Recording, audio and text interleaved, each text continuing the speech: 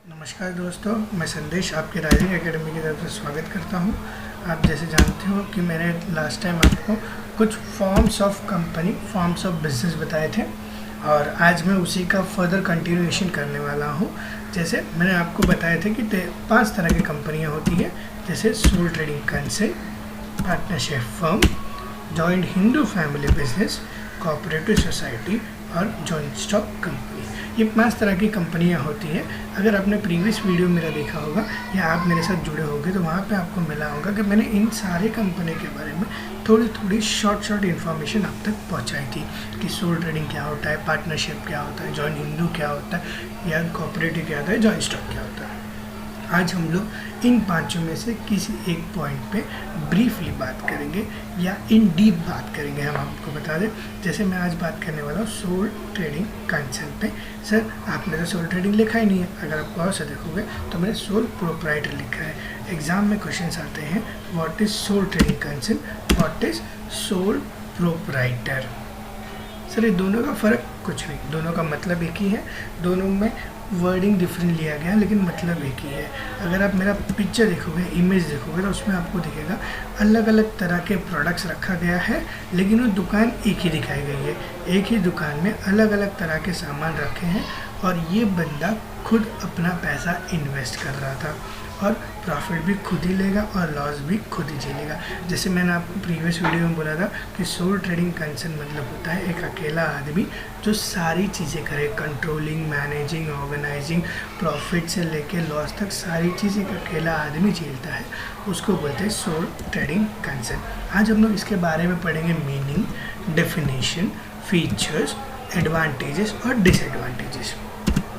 इस वीडियो में हम लोग देखने वाले मीनिंग, फीचर्स और डेफिनेशन, ये 3 पॉइंट हम लोग देखने वाले हैं।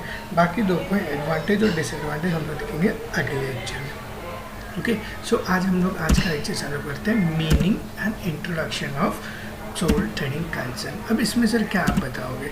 मैंने यहाँ पे 2 लाइन लिखी हुई है, दोनों 3 पॉइंट टोटल लिखे हैं, 2 पॉइंट फर्स्ट लाइन में है, देख लेंगे आप। तो इसमें लिखा है कि sole trading concern is the oldest form of commercial organisation. ये काफ़ी पुराना तरीका है बिजनेस करने का। आपको पता होगा ये काफ़ी पुराना तरीका क्यों बोला जा रहा है, क्योंकि पहले भी ऐसा होता था कि एक अकेला आदमी दुकान चलाता है। आजकल बड़े बड़े मॉल्स और ये सारे बन गए हैं, बट पहले यही होता था कि एक अकेला आदमी पूरे गांव के लिए सामान लाता था और वो सबको बेचता था। उसको बोलते हैं ओल्डेस्ट फॉर्म या उसको बोलते हैं कमर्शियल ऑर्गेनाइजेशन, उसी को बोलते हैं सोल ट्रेडिंग कंसर्न। और लास्ट वीडियो अगर आपने देखा हो मेरा, या मैंने आज भी स्टार्ट करते हुए ये बोला था कि एक अकेला आदमी इसका प्रॉफिट भी लेता है, कंट्रोल भी करता है, मैनेज भी करता है और ऑर्गेनाइजेशन भी उसी का होता है, और रिस्क मतलब लॉस भी उसी का और प्रॉफिट भी उसी का। अब अगला लाइन अगर प्रॉपरली देखोगे तो उसमें लिखा हुआ है sole means 1 person. So a sole trading concern is an organisation where all business activities are controlled and managed by one man. He is also solely responsible for the debts and risks of the firm. इसका सीधा एक ही मतलब है sir कि एक अकेला आदमी control, manage, organise भी खुद ही करेगा और प्रॉफिट और लॉस दोनों वही लेगा। इसी के साथ से मेरे पास एक और पॉइंट है आपके लिए, वो आप देखोगे तो it is a simplest business form under which one can operate whole business और one can operate a business. एक अकेला आदमी काफ़ी आसानी से अपना बिजनेस चला सकता है। ये आपका होगा इंट्रोडक्शन और मीनिंग। अब हम चलते हैं डेफिनेशन की तरफ। अब सर डेफिनेशन में क्या लिखा है? डेफिनेशन में मैंने एक ही डेफिनेशन लिखा है, HLH हेनरी का। आप अगर इसमें देखोगे तो काफ़ी इजी डेफिनेशन है। The business is in the hands of 1 person who is not only responsible for management but also for it risk. Sir, इसका मतलब क्या है? एक आदमी के हाथ में पूरा बिजनेस होता है, वो चलाने से लेके कंट्रोलिंग से लेके सारी चीज़ों के लिए वो खुद ही जिम्मेदार होता है और लॉस के लिए भी वो खुद ही होता है। अगर प्रॉफिट होता है तो उसके लिए भी वही लायबल होता है या उसके लिए भी वही प्रॉफिट लेता है या वो अकेला ही प्रॉफिट खाएगा। इसको बोलते हैं सोल ट्रेडिंग कंसर्न। उसके कुछ फीचर्स है जो हम लोग इसी वीडियो में ले रहे हैं। अगर आप गौर से देखोगे नीचे जो इमेज आपको दिखी है, एक दुकान में काफ़ी सारी चीज़ें हैं, ये होती है सोल ट्रेडिंग कंसर्न या फिर सोल दुकान वाली। ठीक है, अब हम चलते हैं फीचर्स की तरफ। फीचर्स में क्या होता है हमारे साथ, पहला पॉइंट आप देखोगे मिनिमम गवर्नमेंट रेस्ट्रिक्शंस या रेगुलेशंस। मिनिमम मतलब कम से कम, गवर्नमेंट मतलब सरकारी, रेगुलेशन मतलब रूल्स। कम से कम गवर्नमेंट के रूल्स वहाँ रहते हैं। आप अगर आपके घर पे भी 4 टिफ़िन बॉक्स या फिर 4 डब्बों में चॉकलेट्स या अलग अलग तरह के गुड्स रख लेते हो और वो बेचते हो या किसी और को देते हो, तो उसको हम लोग बोलते हैं सोल ट्रेडिंग या सोल बिजनेस। ठीक है, तो इसमें गवर्नमेंट का ज़्यादा इंटरफेरेंस होता नहीं है। ठीक है, अगला पॉइंट है अनलिमिटेड लाइबिलिटी। लाइबिलिटी का मतलब होता है कर्जा, आसान शब्द में बोला जाए तो लाइबिलिटी का मतलब होता है कर्जा, और अनलिमिटेड मतलब उसकी कोई सीमा नहीं होती। अनलिमिटेड लाइबिलिटी, सर इसका मतलब क्या है? अनलिमिटेड लाइबिलिटी मैं आपको ट्राई करूंगा कि अगले लेक्चर में काफ़ी अच्छी तरह या विस्तार में एक वीडियो लगेगा जिसमें हम आपको विस्तार से बताएंगे कि अनलिमिटेड लाइबिलिटी क्या होता है। बट फिलहाल में ये समझ लीजिए, अनलिमिटेड लाइबिलिटी मतलब आपका अगर कहीं लॉस होता है आपको, तो उसमें आपको बाकायदे आपकी प्रॉपर्टी को भी सेल करके पैसा देना पड़ सकता है, उसको बोलते हैं अनलिमिटेड लाइबिलिटी। ठीक है, अगला पॉइंट जो होता है उसमें होता है freedom in selection of business. किसी भी तरह का, कोई भी तरह का बिजनेस आप कर सकते हो बिना किसी दबाव के। कोई दबाव आप पे नहीं डाल सकता सोल ट्रेडिंग में कि आपको नहीं यही काम करना है, ये मेरा दुकान है तो आप यही करोगे। नहीं सर, पूरा पैसा मेरा है, पूरी प्रॉफिट मेरी होगी, लॉस भी मैं ही झेलूँगा, तो मेरी मर्ज़ी का मैं दुकान करूँगा, मुझे जो मन करे मैं वही करूँगा, मुझे किसी से राय लेने की ज़रूरत नहीं होती। ठीक है, नेक्स्ट पॉइंट है अपने पास सीक्रेसी। सीक्रेसी मीन्स होता है सीक्रेट।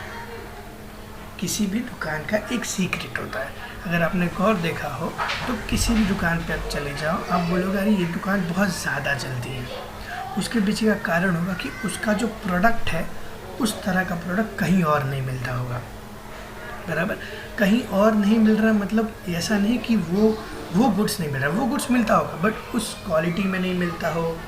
अगर हम लेकिन नॉर्मल एक चाय वाले की बात ले लें, तो एक चाय वाला जो है वो अलग अलग, आप 2 से 3 दुकान में चले जाइए, सबके चाय के टेस्ट अलग मिलेंगे, लेकिन आप जिस शॉप पे पी रहे हो और वहाँ पे ज़्यादा कर दी है, तो उस तरह का स्वाद या उस तरह का टेस्ट आपको नहीं कहीं और मिल रहा, इसलिए आप बार बार उसी दुकान पे जा रहे हो। सर इसका सीक्रेट क्या है?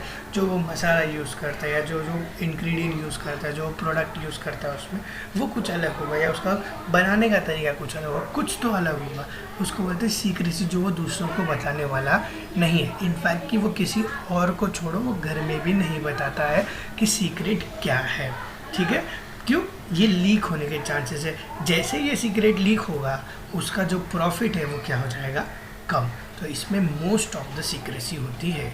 नेक्स्ट क्या है? Individual ownership. सर पैसा मेरा है, मालिक मैं हूँ, प्रॉफिट मैं लूँगा, लॉस भी मैं झेलूँगा, तो मालिक भी मैं हूँ, तो मैं अकेला मालिक, इसलिए इसमें सोल लिखा गया कि एक ही मालिक होता है, दूसरा अलग कोई मालिक वहाँ पे होता नहीं है या दूसरा कोई मालिकाना हक दिखा सकता नहीं है। इसी के साथ नेक्स्ट है direct contact with customers and employ. अगर आप अपने घर से बाहर जाओ किसी दुकान पे, उस दुकान पे जाकर अगर आप जाते हो, आपको एक छोटी सी पेंसिल लेनी है, दरवाजे पे किसी वॉचमैन ने रोक दिया कि आप नहीं जा सकते, पहले बताओ क्या लेने जा रहे हो, तो आप जाओगे उस दुकान में दोबारा? नहीं, हम दोबारा उस दुकान में कभी नहीं जाएंगे।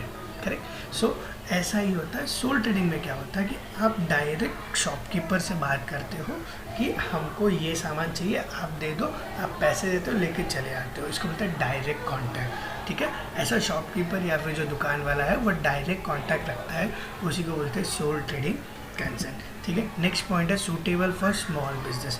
छोटे छोटे बिजनेस के लिए सूटेबल है, ज़्यादा से ज़्यादा सूटेबल छोटे बिजनेस के लिए। सर फॉर एग्जांपल दो, हाथ गाड़ी पे सामान बेचने वाले लोग या फिर सर पर भाजी बेचने वाले लोग, जैसे रास्ते पे सब सामान बेचते हैं, वो लोग के लिए काफ़ी इजी होता है, क्योंकि वो अचानक से अगर उनको लगता है कि मुझे ज़्यादा लॉस हो रहा है तो वो बिज़नेस स्विच भी कर सकते हैं काफ़ी आसानी से। फॉर एग्ज़ाम्पल अगर आज मैं किसी चीज़ का सामान बेच रहा हूँ या मैं भाजी बेच रहा हूँ, फॉर एग्ज़ाम्पल लेते हैं, और मुझे कंटिन्यू लॉस हो रहा है उसमें, तो मैं क्या करूँगा, कल उस मंडी में जाऊँगा जहाँ से मैं सामान लाता हूँ, भाजी की जगह वहाँ से आज फ्रूट्स लेके आऊँगा और वो बेचूँगा और उसमें मुझे प्रॉफिट मिलता रहेगा, तो मैं वो कंटिन्यू करूँगा, वरना फिर से मैं उसको स्विच कर सकता हूँ ईजीली। ठीक है। नेक्स्ट है no sharing of profit and losses. वहाँ पे भी शेयरिंग प्रॉफिट और लॉसेस पॉसिबल ही नहीं ना सर। क्यों? आपने सुबह आप पहले से ही बोल रहे हो सोल मीन्स सिंगल, अकेला ही आदमी प्रॉफिट मिलेगा और लॉस भी खुद ही लेगा। किसी भी तरह का कोई भी रिस्क वो उठा किसी और से शेयर करने वाला नहीं है। ये कुछ फीचर्स हैं। इसी के साथ साथ मेरे अगले विजुअल में या फिर इमेज में हम बोल दें कि हमारे पास अलग अलग तरह के और भी कुछ हैं। एग्ज़ाम में जब लिखते हैं तो सर आपने तो 8 ही बताया, 8 याद रहने वाले नहीं, तो कुछ और रहे, तो ये एक्स्ट्रा कुछ है जो आप देख के जा सकते हो ताकि आपको और इजी पता चले, कम से कम 8 तो आप एग्ज़ाम में आसानी से लिख के आओ। अगले लेक्चर में हम लोग देखने वाले हैं डिसएडवांटेज और advantage of sole trading concern. ठीक है गाइस, तो हम आपको नेक्स्ट वीडियो में मिलेंगे। उससे पहले एक और चीज़ बताना चाहूँगा, जो लास्ट वीडियो मैंने प्रेजेंट की थी उस वीडियो से इस वीडियो में आपको काफ़ी हेल्प होगी। दोनों वीडियो अगर आप मर्ज करके आप देखते हो तो, साथ ही साथ अगर आपको ये वीडियो अच्छी लगी हो, लास्ट वीडियो आपने देखी हो, तो आप उसे लाइक, सब्सक्राइब और शेयर ज़रूर करें। धन्यवाद। आज के लिए इतना काफ़ी है। Thank you guys, bye. हम मिलेंगे नेक्स्ट वीडियो में। Thank you, bye.